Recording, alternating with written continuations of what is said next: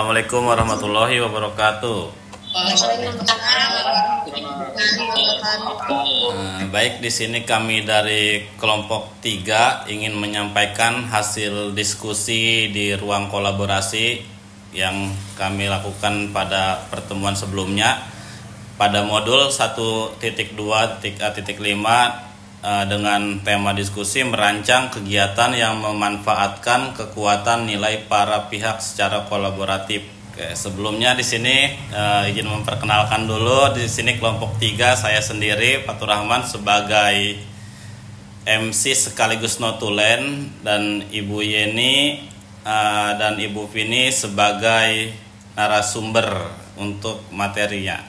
Untuk materi saya serahkan kepada Ibu Yeni, silakan Bu. Ya, terima kasih Pak Fatul. Dari hasil diskusi kelompok 3, kami akan memaparkan hasilnya. Yang pertama, nilai grup penggerak seperti yang sudah kita ketahui, nilai grup penggerak itu ada 5. Yang pertama yaitu berpihak kepada murid, reflektif, mandiri, kolaboratif, dan inovatif. Kemudian selain nilai guru penggerak ada juga peran guru penggerak. Nah, peran guru penggerak itu yang pertama yaitu menjadi pemimpin pembelajaran. Kemudian guru juga menjadi coach bagi guru yang lain, mendorong kolaborasi dan juga mewujudkan kepemimpinan murid serta menggerakkan komunitas praktisi. Nah, untuk berpihak kepada murid mungkin Pak Fatul langsung aja yang akan menjelaskan, karena di sini kita juga akan memaparkan kegiatan-kegiatan apa yang pernah kita lakukan tentang berpihak kepada murid. Silakan Pak Fatul. Baik, untuk berpihak pada murid, di sini dalam kegiatan pembelajaran berpihak pada murid merupakan hal yang sangat penting untuk meningkatkan kompetensi dan mengembangkan potensi yang dimiliki oleh setiap murid. Murid memiliki peran yang penting, yakni sebagai subjek pembelajaran, aktif berdiskusi dengan rekannya, bertanya ketika tidak paham, dan mampu menyampaikan hasil yang sudah dipelajari teman-temannya. Untuk pengalaman saya sendiri ketika di sekolah, saya menjadikan murid itu untuk berperan lebih aktif, baik dalam pembelajaran di kelas maupun kegiatan-kegiatan yang berada di luar kelas. Seperti halnya kalau pembelajaran di kelas, murid aktif berdiskusi dengan teman-temannya, mempresentasikan di depan gitu, terus mengeksplorasi materi-materi yang mereka pelajari sendiri, dan saya sebagai fasilitator gitu mendampingi murid, membantu kekurangan yang mereka yang belum bisa gitu. Dan untuk kegiatan di luar kelas, saya juga memanfaatkan murid supaya lebih aktif lagi menjadi pemimpin, seperti halnya di dalam OSIS gitu. Jadi murid aktif untuk memimpin kegiatan-kegiatan, atau di pramuka juga murid juga aktif gitu menjadi pemimpin kakak kelasnya, mengajari adik kelasnya, seperti itu. Nah, berikutnya nilai saya sendiri yaitu nilai kolaboratif, di mana maksud nilai kolaboratif adalah nilai guru yang mampu berkolaborasi dengan kepala sekolah, rekan sejawat, siswa, dan orang tua.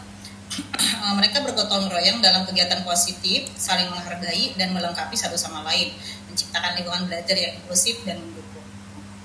Nah, kegiatan yang pernah saya lakukan yang berhubungan dengan nilai kolaboratif dalam diri saya, mungkin salah satunya sebagai wali kelas, di mana kita harus berkolaborasi dengan orang tua murid ya. Pada awal semester tahun ajaran baru, biasanya sekolah saya mengadakan rapat orang tua murid. Nah, di sana kita memaparkan program kegiatan yang akan dilakukan sekolah selama 1 tahun. Nah, setelah disampaikan oleh kepala sekolah dan para wakasek, kemudian orang tua dibimbing langsung oleh wali kelas dalam penyampaian program pembinaan siswa-siswinya selama 1 tahun dengan masing-masing wali kelasnya. Nah, khususnya pada saya sendiri gitu kan, penyampaian bagaimana membuat suasana kelasnya ini nyaman untuk anak-anaknya, kesepakatan bersama apakah akan melakukan kelengkapan, mungkin ada yang berdonasi sendiri, mungkin harus patungan atau apa, itu kan biasanya kita diskusikan di awal tahun ajaran baru untuk membuat kenyamanan kelas. Nah, itu kan salah satu bentuk kolaborasi juga dengan orang tua murid. Terus adanya kegiatan, sebelum kegiatan disampaikan kepada wali murid pun, otomatis di tahun ajaran baru kita sebagai guru harus bekerja sama juga kan, harus kolaborasi juga dengan para rekan guru yang lain, dengan kepala sekolah, dengan Wakasek dan staf tata usaha juga untuk membuat program apa yang akan kita lakukan selama 1 tahun ajaran baru tersebut. Nah, dengan diadakannya rapat dinas, biasanya kan ada rapat dinas tahun ajaran baru. Selain itu kegiatan kolaborasi lainnya, saya juga berkolaborasi dengan rekan-rekan saya di tim pengembangan guru, karena kan di sekolah kan ada tim pengembangan, tim kurikulum dan yang lainnya. Nah, untuk kebetulan di tim pengembangan guru ini kan kita ada beberapa rekan saya yang memang mereka bertugas untuk membantu pengembangan profesi keguruan di SMP 2. Nah, saya bekerja sama dengan mereka, berkolaborasi dengan mereka untuk membuat pelatihan di mana saya menjadi narasumbernya. Seperti pada tahun 2020 pada saat COVID, nah di sana saya sebelumnya melakukan pelatihan mandiri menjadi trainer Microsoft Office 360. Nah, untuk pemanfaatannya, alhamdulillah sekolah mengajak saya untuk berkolaborasi bagaimana cara kita menerapkannya di sekolah. Nah, sebelum saya melakukan pelatihan tersebut, saya juga harus berkolaborasi dulu dengan kepala sekolah, dengan para Wakasek dan juga operator sekolah untuk mendapatkan akun khusus atau akun resmi sekolah dari Microsoft Office 365. Alhamdulillah saya bisa berkolaborasi dengan teman-teman tersebut dan akhirnya sekolah saya sampai 2 bisa memanfaatkan akun Office 365 secara gratis dan khususnya pemanfaatan terhadap penyimpanan OneDrive-nya, di mana kami mendapatkan 5 terabyte untuk penyimpanan. Jadi semua arsip yang kita peroleh, semua dokumentasi yang dulu gitu kan, sampai saat ini saya semenjak raport kita sudah online, raport, nah itu kita sudah punya arsipnya lagi. Jadi saat banyak ya kasusnya gitu, ada siswa yang rapotnya hilang di semester ini, di kelas ini, mereka sedangkan baru lulus, baru nyari gitu kan, baru sadar tahu ternyata rapotnya hilang. Nah, dari pihak tata usaha, dari pihak kurikulum bisa mengakses data tersebut dari OneDrive yang kita kelola di sekolah. Selain itu juga saya berkolaborasi dengan pengurus MGMP juga untuk membuat pemanfaatan pembelajaran menggunakan Quizzes dan juga tentang Google Form saat itu ya, pada masa COVID juga. Walaupun saya tidak mengikuti pelatihan secara khusus tentang Google, saat itu kan ada juga ya pelatihan trainer Google, tapi saya tidak mengikuti. Tapi dengan pihak MGMP Subrayon saya, kita bekerja sama untuk memanfaatkan bagaimana caranya memberikan pemahaman atau memberikan informasi tentang pemanfaatan Google ini gitu untuk menunjang pembelajaran pada masa COVID tersebut. Banyak lagi lah kegiatan-kegiatan lain yang sudah saya lakukan tentang yang mencerminkan nilai kolaboratif saya dengan rekan-rekan sejawat, dengan kepala sekolah, siswa maupun orang tua. Baik, selanjutnya saya akan memaparkan nilai yang saya miliki, yaitu mandiri. Mandiri adalah sikap untuk tidak bergantung pada orang lain, memiliki mental yang kuat serta berinisiatif untuk berkembang secara mandiri. Dalam hal ini, guru senantiasa mempelajari dan mampu mengembangkan diri, terutama yang berkaitan dengan pemanfaatan platform digital, dengan mengikuti pelatihan ataupun belajar secara mandiri atau otodidak berbagai aplikasi, misalnya seperti Kahoot, Quizzes, Wordwall, dan lain-lain.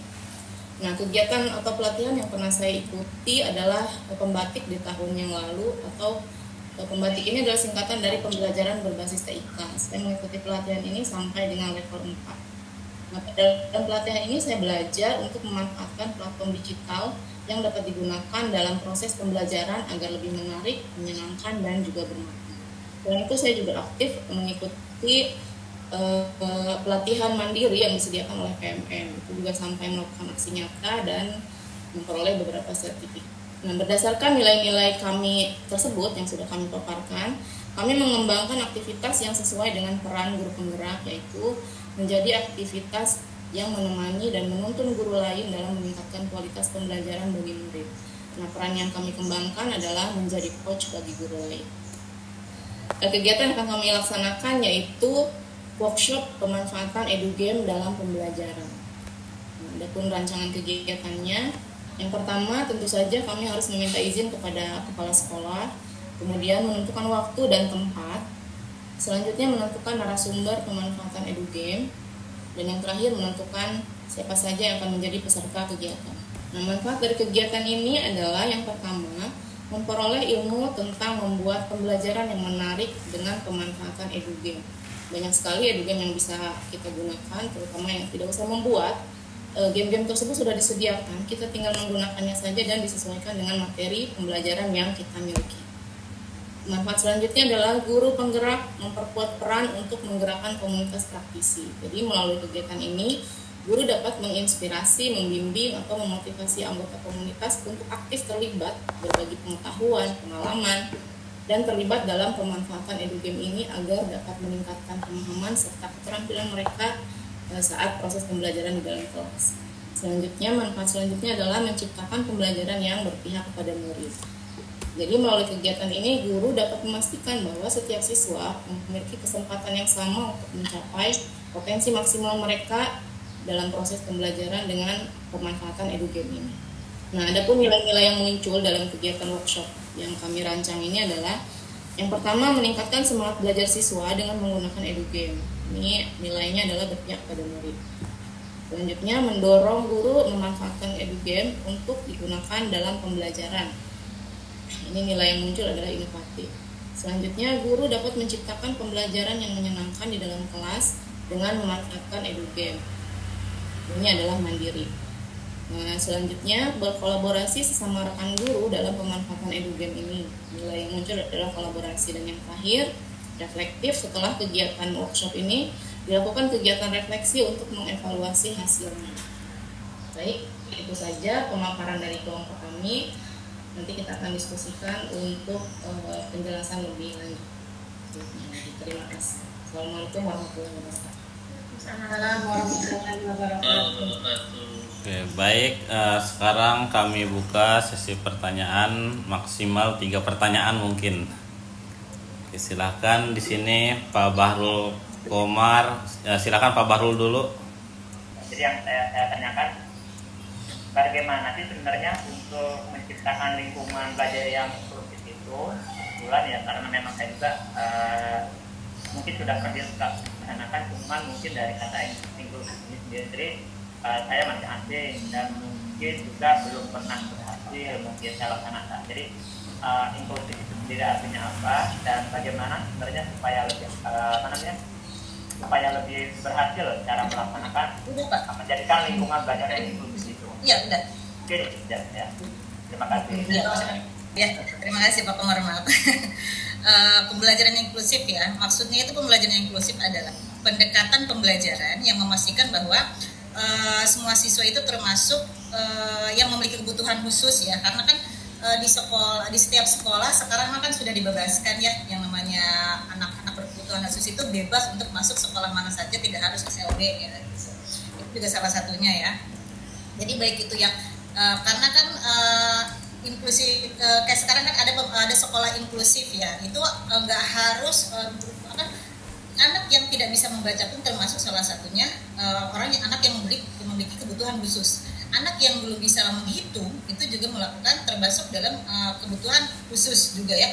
Jadi yang kebutuhan khusus itu bukan cuma anak-anak yang autis gitu kan, yang punya ADHD atau apa gitu kan. Nah, kita pahami kan sebelumnya inklusif itu untuk anak-anak yang berkebutuhan khusus seperti autis, ADHD dan yang lainnya itu mereka harus bersekolah di SLB gitu kan. Yang kita pahami sebelumnya nih, saya sendiri gitu kan, yang saya pahami sebelumnya. Tapi ternyata sekarang hal itu tidak lagi terjadi, di mana anak itu bebas mau masuk sekolah manapun, anak dengan kebutuhan manapun bebas. Nah di sini pembelajaran inklusif ini adalah pendekatan pembelajaran yang memastikan bahwa semua siswa, termasuk mereka yang memiliki kebutuhan khusus atau kebutuhan khusus ya, baik itu memang autis ataupun yang lainnya gitu kan, mungkin tunanetra juga kan, itu termasuk kebutuhan khusus juga kan. Nah itu bisa terlibat secara aktif dan diterima sepenuhnya dalam proses pembelajaran. Nah kalau seperti di sekolah saya di SMP Negeri 2 Rangkas Bitung ini pernah ada siswa juga di mana dia mungkin berkebutuhan khusus, bisa dibilang ini mah lebih jelas bukan lagi tidak bisa membaca ataupun tidak bisa menghitung, tapi memang autis ya. Tapi karena memang kita selama itu bukan seperti misalkan tunanetra. Kalau tunanetra kan kita membutuhkan buku yang khusus juga ya. Sementara itu kita belum bisa memenuhi kalau untuk di sekolah kita ya. Tapi kalau misalkan hanya sebatas autis atau misalkan masih bisa kita perlakukan ya, memang seperti biasa pembelajaran itu kan harus berdiferensiasi. Kita harus membedakan bagaimana cara memberikan pembelajaran ke mereka. Tapi tidak bisa kita pungkiri juga, terkadang anak yang seperti itu lebih mudah menangkap materi yang kita berikan ya. Dan dia pun ternyata bisa lebih aktif daripada teman-teman yang istilahnya normal gitu. Kita juga harus memberikan kenyamanan, bukan malah istilahnya membedakan setiap nomor, ada anak yang autis nih gitu kan, malah kita mengacuhkan mereka. Harusnya tidak boleh seperti itu. Kita juga harus dari sekolah juga harus memberikan kesempatan bahwa anak yang berkebutuhan ini juga bisa mengikuti ekstrakurikuler, bisa mengikuti organisasi, atau mungkin menjadi pemimpin dari sebuah organisasi di sekolah kita. Nah, itu juga harus memberikan kesempatan gitu kan. Jadi memberikan kenyamanan juga bagi mereka yang memang memiliki kekurangan gitu kan. Tapi mungkin di sekolah saya belum bisa semua seperti yang tunanetra, atau mungkin yang kalau tunarungu mungkin ada beberapa di sini, karena kalau tunarungu kan kita bisa menggunakan alat ya kalau tunarungu gitu. Kalau itu. Nah, adapun misalkan ini juga di sekolah saya juga ada yang namanya pembelajaran yang mengaji gitu kan, matrikulasi ya kalau dulu itu biasanya. Nah, itu ada pembelajaran khusus buat anak-anak, bukan cuma tidak bisa membaca atau tidak bisa menghitung, tapi juga ada yang belum bisa mengaji sama sekali. Jadi mereka saat masuk ke sini kita tes atau kita analisis gitu kan. Kalau sekarang kan nggak ada tes masuk sekolah ya, semuanya donasi gitu kan. Kita analisis dulu nih mana nih anak yang memang belum bisa mengaji, bekerja sama dengan guru PAI tentunya kan, dengan guru PKN juga. Mana nih anak yang memang belum bisa mengaji, nah itu juga diberikan matrikulasi. Mana juga anak yang belum bisa membaca, nah itu juga diberikan pembinaan khusus oleh beberapa rekan guru di sini. Salah satunya rekan saya Pak Anugrah, walaupun dia guru IPS, karena merasa anak didiknya ini membutuhkan pemberian khusus, ya pelayanan khusus gitu kan. Beliau bersedia memberikan waktu khusus di waktu istirahat, memanggil anak-anak tersebut untuk diberikan pembelajaran lebih khusus lagi tentang cara membaca atau memperlancar bacaan mereka, dan juga cara menghitung. Dibantu juga oleh beberapa rekan dari guru BK. Guru BK juga sama, dari yang terdeteksi dari kelas 7, 8 maupun 9 mungkin sudah lancar ya, rata-rata sudah bisa membaca, walaupun menghitung masih berat itu rata-rata ya. Tapi kalau 7, 8 masih banyak yang belum lancar juga di sekolah saya gitu kan. Nah, dibantu oleh guru BK juga, dan juga tidak lepas dari bimbingan dari guru bahasa Indonesia di kelasnya. Kalau guru bahasa Indonesia rata-rata mungkin saat di kelas mereka memberikan bimbingan khusus. Nah, itulah mungkin salah satu pelayanan pemberian sekolah inklusif bagi teman-teman. Jadi bukan cuma memberikan pelayanan bagi anak-anak yang bisa dibilang normal atau yang lainnya. Nah, berikutnya Bu Eva dipersilahkan. Terima kasih Pak Patul. Eva tertarik sama edu game Bu Pak. Jadi kayaknya TK menarik gitu ya bikin edu game. Tapi Eva tuh di TK baru hanya sebatas infokus gitu ya, nonton kisah Nabi dan sebagainya gitu. Karena kan di TK sendiri kan nggak pegang HP ya, jadi minta masukan gitu sama Bapak Ibu, kira-kira edu game seperti apa yang cocok diterapkan di TK gitu Pak Bu. Terima kasih. Izin menjawab ya, saya kebetulan terutama di Quizizz, mungkin Bapak Ibu Eva sendiri pernah buka Quizizz ya, pernah lihat Quizizz itu ada bisa menggunakan secara offline. Jadi di Quizizz itu selain secara online langsung klik jawabannya di situ ya, kalau ada soal-soal langsung jawabannya melalui HP ataupun perangkat digital, itu bisa juga digunakan secara offline. Jadi Ibu bisa buka saja langsung, di situ ada mode offline. Jadi mode offline tersebut ini memang di awal agak repotnya nanti Ibu harus ada kode-kode dulu ya, ada kode-kode semacam barcode itu yang harus Ibu print sejumlah siswa. Tapi kalau di TK kayaknya sedikit ya, siswa paling banyak berapa 15 ya. Iya, mungkin bisa lah. Jadi di print dulu ada barcode yang itu untuk jawaban A, B, C dan seterusnya. Nah, nanti Ibu tinggal siapkan perangkat digital yang Ibu miliki, pakai HP, itu tinggal scan. Jadi misalkan Ibu kasih soalnya nih, anak-anak ini warna apa gimana ya kalau pertanyaan untuk anak-anak TK. Nah, itu anak-anak tinggal mengacungkan si kertas yang sudah Ibu print itu. Nah, saya sendiri sebetulnya belum pernah ya, ini pengalaman teman saya. Jadi saya kebetulan terinspirasi juga sama teman saya, cuman karena memang di SMP itu cukup banyak, saya 35, jadi harus nge-print, dan selain di-print juga harus dilaminating karena biar nggak lecek, biar kebaca, scan barcode itu biar kebaca. Jadi agak belum saya terapkan, tapi saya sangat berniat sekali karena terkadang di sekolah saya sendiri nih untuk sekarang ada pembatasan penggunaan handphone karena memang beberapa ditemukanlah beberapa siswa malah melakukan pelanggaran terhadap membawa HP tersebut. Jadi saya mengantisipasi gimana caranya nih biar tetap bisa aktif anak-anak tanpa HP gitu. Salah satunya seperti itu saya baru menganalisis saja, cuman memang kayaknya seru gitu Bu. Jadi kita ngasih soal atau apa, anak juga mengacungkan jawaban seperti itu. Mungkin untuk yang lainnya bisa Ibu Yeni menambahkan untuk inspirasi game-game lainnya untuk anak-anak TK. Ya, menambahkan ya Bu Eva, EduGame itu kan kita tidak harus berbasis teknologi ya. EduGame itu ada juga yang tradisional. Mungkin kalau di TK kita bisa mengajarkan engklek gitu kan. Itu juga sebuah permainan gitu. Permainan tradisional ini kita bisa masukkan ke dalam pembelajaran. Nah, itu kan EduGame juga, Bu. Jadi selain engklek misalkan ada kucing-kucingan gitu kan kalau bahasa Sundanya gitu kan, atau mungkin enggrang dan yang lain, congklak pun itu bisa kita masukkan dalam permainan. Nah, itu congklak itu kan bisa dibilang malah bisa jadi media untuk menghitung, belajar menghitung anak TK juga kan. Nah, kalau jumlahnya 7 nih, untuk bisa mendapatkan di sana kira-kira berapa jumlah yang harus kita tentukan. Banyak juga manfaat yang kita pelajari dari permainan congklak untuk belajar menghitung. Itu juga bisa kita masukkan ke dalam pembelajaran di sekolah TK. Engklek juga kan selain menggunakan itu juga bisa memanfaatkan motorik anak kan, bisa bermanfaat untuk motorik anak. Itu kita bisa masukkan dalam pembelajaran di TK. Jadi namanya anak TK kalau untuk teknologi masih lumayan jauh ya gitu. Bawa HP aja udah susah, apalagi dalam pengaplikasiannya untuk pembelajaran gitu ya kalau di TK. Nah, mungkin seperti itu. Jadi lebih ke fokus ke permainan-permainan tradisional seperti mungkin monopoli, tapi kita buat khusus, desain khusus untuk anak-anak TK, bisa juga seperti itu Bu Eva.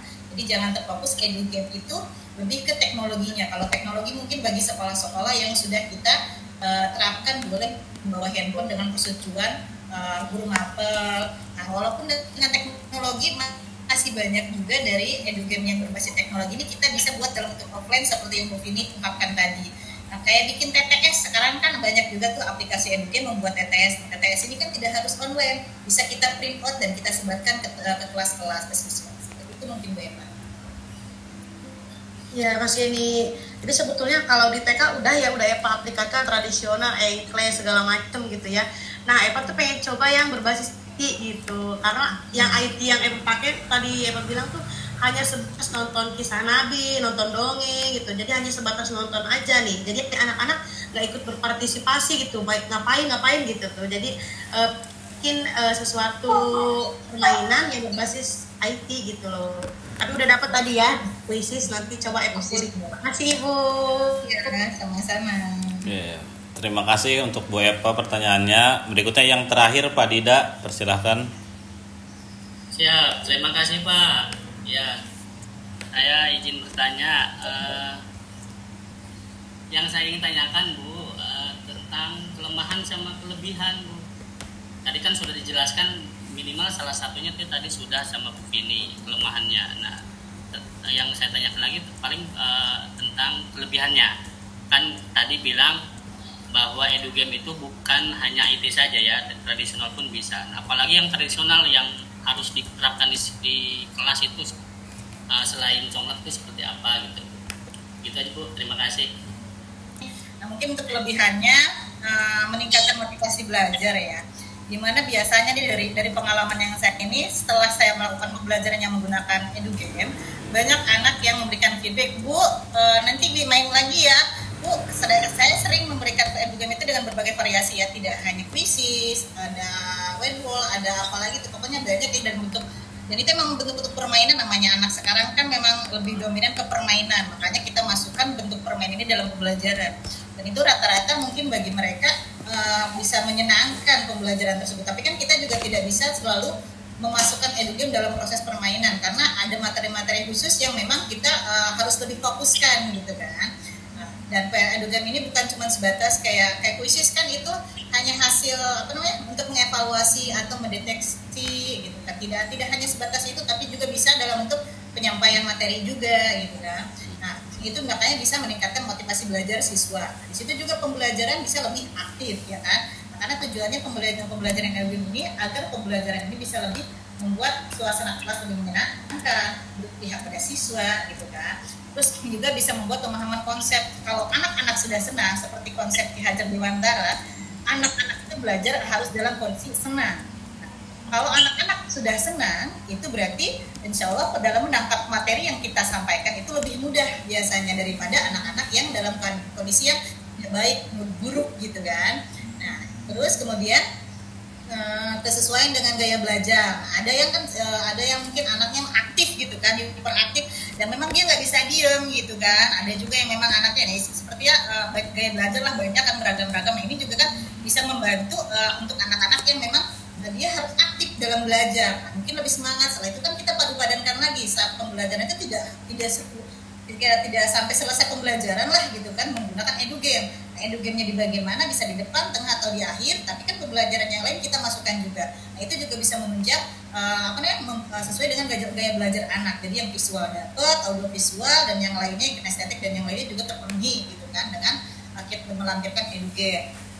Nah, terus di edugame ini karena kebanyakan live score ya, jadi skornya itu langsung muncul saat itu juga gitu kan. Nah, kita bisa langsung menganalisis, oh ternyata dari soal pun, oh ternyata soal-soal ini lebih mudah dijawab oleh siswa gitu kan. Oh ternyata anak-anak tuh lebih sulit menjawab soal yang ini. Nah, soal tersebut berarti kan yang sulit ini menjadi fokus kita. Bagaimana caranya meningkatkan pemahaman anak tentang soal tersebut agar lebih mudah dipahami lagi oleh siswa ke depannya gitu kan. Nah, itu pengukuran kemajuan siswa itu untuk pembelajaran edukasi berbasis teknologi. Nah, kalau misalkan yang tradisional tadi, kalau di sekolah saya yang sudah diterapkan itu banyak yang menerapkan itu guru olahraga. Guru olahraga di sini menggunakan permainan tradisional. Pak Pram baik Pak Trisna itu biasanya mengajar menggunakan mencantumkan atau memasukkan pembelajaran tradisional dalam pembelajaran. Jadi anak-anak kemarin juga ada main gobak sodor gitu kan, itu dimasukkan juga ke sana. Tapi mungkin salah satu kekurangannya juga pasti namanya bentuk permainan. Kayak kita nih main pasti menghabiskan waktu. Nah, seperti itu aja dalam pembelajaran. Paling kitanya sebagai guru kadang masih kesulitan memanajemen waktu dalam dalam menggunakan permainan dalam pembelajaran ini gitu kan, baik yang berbasis teknologi maupun yang tradisional gitu. Apalagi yang tradisional ya, namanya anak kan main nggak bisa langsung kita arahin, kamu harus ke sana, kamu harus ke sana gitu. Nggak, gimana, anak aja namanya bebas kan. Ada yang mungkin diem aja nggak gerak-gerak gitu kan kalau pas lagi main gobak sodornya. Nah itu kan lama lagi ngabisin waktu, sedangkan kelompok kita sudah bagi nih, ada yang nggak dapat tanda, nah akhirnya dimundurkan di pertemuan berikutnya seperti itu ya. Kalau sejauh ini untuk tradisional baru dimanfaatkan oleh guru olahraga, tapi kalau misalkan monopoli kita dimanfaatkan juga oleh para guru PS seperti itu monopoli juga kan tradisional juga ya, mungkin bukan tradisional ya, tapi non IT lah gitu kan, monopoli itu juga sudah dimanfaatkan seperti itu Pak Didan. Luar biasa, mantap. Terima kasih. Mungkin itu saja dari kami kelompok 3, kurang dan lebihnya kami mohon maaf. Terima kasih atas perhatiannya. Wassalamualaikum warahmatullahi wabarakatuh. Waalaikumsalam warahmatullahi wabarakatuh. Semangat. Terima kasih.